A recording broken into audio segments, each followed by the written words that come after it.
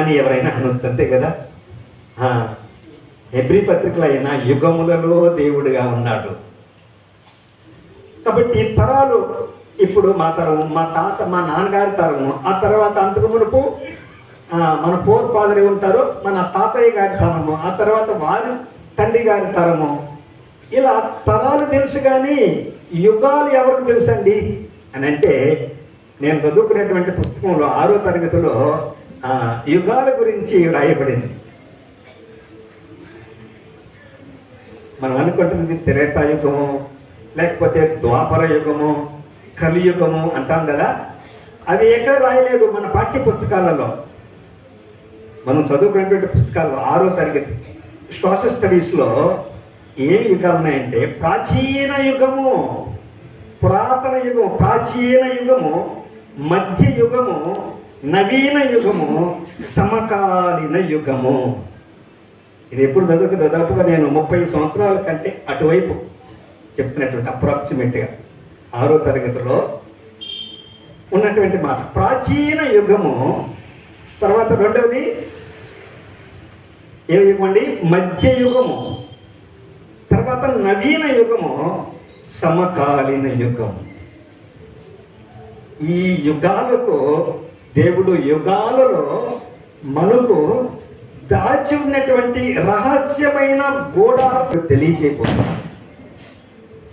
ఆ తెలియజేయడం కొరకే ఈ లోకానికి మనుష్యుడిగా వచ్చి కాలాన్ని 2 భాగాలుగా విడగొట్టాడు. ఒకటేమో BC AD అంటే బిఫోర్ క్రైస్ట్, అంతే కదండి. క్రీస్తు పూర్వము, క్రీస్తు శకము. మనము క్రీస్తు శకానికి చెందినటువంటి వారం. నేను 6వ తరగతిలో ఉన్నప్పుడు అక్కడ ఎన్వి గోపాల్ అండ్ కంపెనీ అంటే మాకు దొంగ అన్నాం అనుకోండి, వాడు ఏమంటాడు, మీ ఇంట్లో వాళ్ళందరూ దొంగ వాళ్ళు అంటారు. మీ అమ్మ దొంగ, మీ నాన్న దొంగ, మీ అన్నదమ్ములు దొంగ, మీ అక్క చెల్లెలు దొంగ, మీ తాత ముత్తాతలు, మీ అవ్వలు కూడా దొంగలని చెప్పి అంటాడు, అంతే కదా. తెలియనటువంటి వారు ప్రతి ఒక్కరి యొక్క పుట్టిన తారీఖు, పుట్టిన తేదీ, ఇక్కడ సర్వసాధారణంగా తారీఖు అంటారు కదా, హిందీలో అంటారు దాదాపు తారీఖు అనేటువంటిదని, లేకపోతే అరబ్బులో అంటారు తారీఖు లెక్కించబడుతుంది.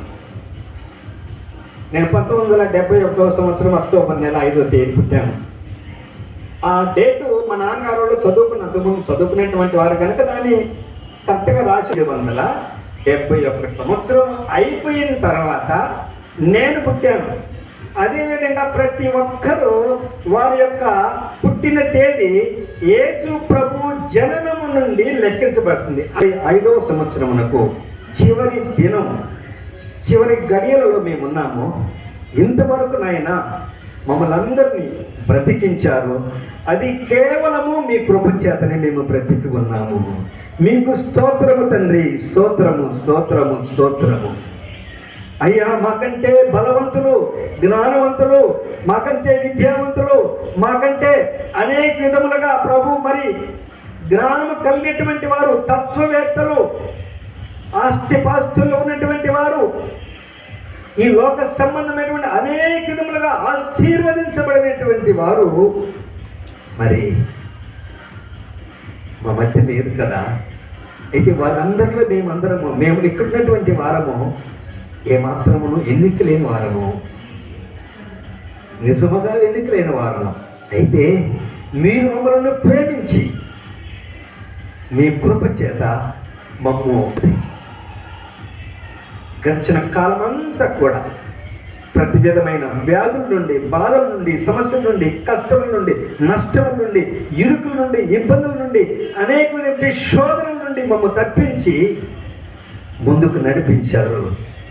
ముందున్న సంవత్సరమును కూడా కృపాక్షేమములే మా వెంట వచ్చినట్లుగా సహాయములై చేయమని ఈ సమయంలో నిలబడుతున్న నీ దాసుని ప్రభువా, మీ పక్షముగా మీ మాటలు నాయన తండ్రి, నేను దేవా మాకు కావలసిన జీవాహారం అందించి మీరు మాత్రమే ఘనత, మహిమ, ప్రభావమును పొందుకున్నామని మమ్మ తగ్గించుకుని మీ నామను మాత్రమే హెచ్చిస్తూ గొప్ప చేస్తూ యేసుక్రీస్తు అతి శ్రేష్టమైన నామములో స్తుతించి బ్రతినాడు వేడుకుంటూ ప్రార్థన చేసిన పరమ తండ్రి.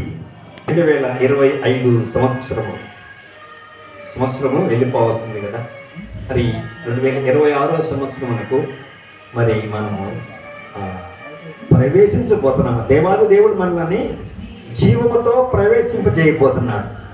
దానికని మనము పాత సంవత్సరంలో, గత సంవత్సరంలోను, ఈ సంవత్సరంలోను కొత్తగా మనం ప్రవేశించబోతున్నాము. పాత సంవత్సరంలో మనము కలిగి ఉన్నటువంటి వాటిని మరి కొత్త సంవత్సరం మనం తీసుకుని రాకుండా ఉండాలి. అంటే మన చేదైనటువంటి అనుభవాలను అక్కడే విడిచిపెట్టేసేయాలి.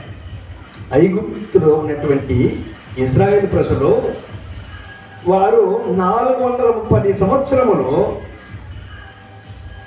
ఇబ్బందుల కొలిమిలో అలాంటి దేవాది దేవుడు అంత గొప్ప ఆశీర్వాదం మనందరికీ అనుగ్రహించును గాక. ఆమేన్. దేవుని వాక్యం చదువుకున్నాం. సంవత్సరాది మొదలుకొని సంవత్సర అంతము వరకు ఎల్లప్పుడూ దాని మీద ఉండును.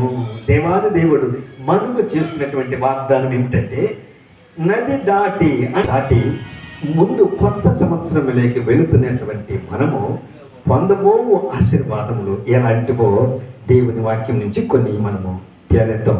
మొట్టమొదటిగా మనము చేయవలసినటువంటి పని ఏమిటి అనగా, దేవుని వాక్యంలోకి వెళ్తే